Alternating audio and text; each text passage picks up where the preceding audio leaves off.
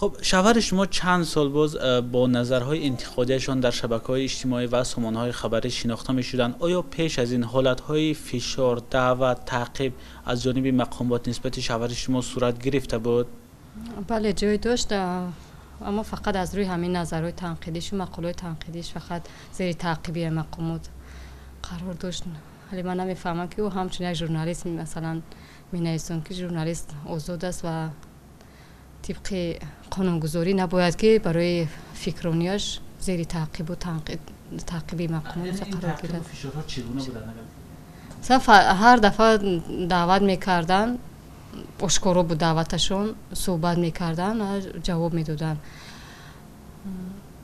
راستی این دفعه چقدر دعوتشون هم خیلی شبهه برانگیز بود که مثلا به یگان معرفی و یک زنگ تلفنی دعوتش کردن که با فلان جا بیو گفتن و اینم مثلا باور کرد و خیس رفت که شاید یگان رفیقم باشد، شاید شوخی میکند. گفتم خیلی هرچند که پرسید که کی هستین، از کجا هستین، من دونم که مثلا کی مرا برای صحبت دعوت میکند که هم باز هم با شوخی بخنده خیلی بیا بعد میفهمی بیا بعد شناس میشویم گفته هم خیلی دعوت کردن.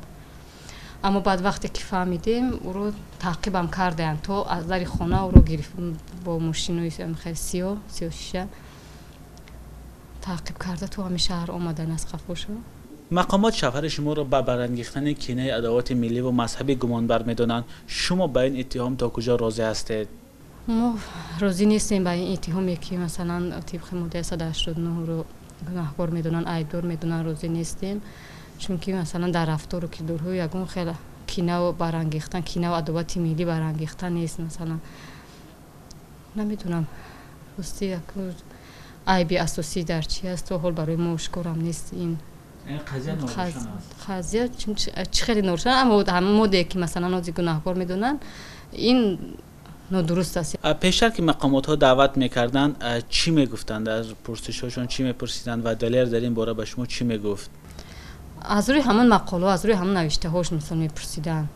مثلا در خانه وقتی که میپرسیدیم، وقتی که یگان اعتراضی مثلا اعضای خانواده چه خیلی از نگران میشدیم، همه میگفتن که خیلی زیاد دعوت میکنن، زیاد وای میکنن. میگفتم من یگان کردار و یگان رفتار و یگان و جنایتکارانه ندارم که مرا برده پشت پنجره شینم. من یگان رفتار خلاف قانون نکرده استم. من هم ژورنالیستم و وظیفه ژورنالیستی هم رو اجرا میکنم. میگفت و باورم نداشت که این دفعه تو اینجا مثال میرسد که حتی اومده مثلا کتاب بود لوازمات کاریش رو، شخصیش رو مرا مصادره کرده میبرن.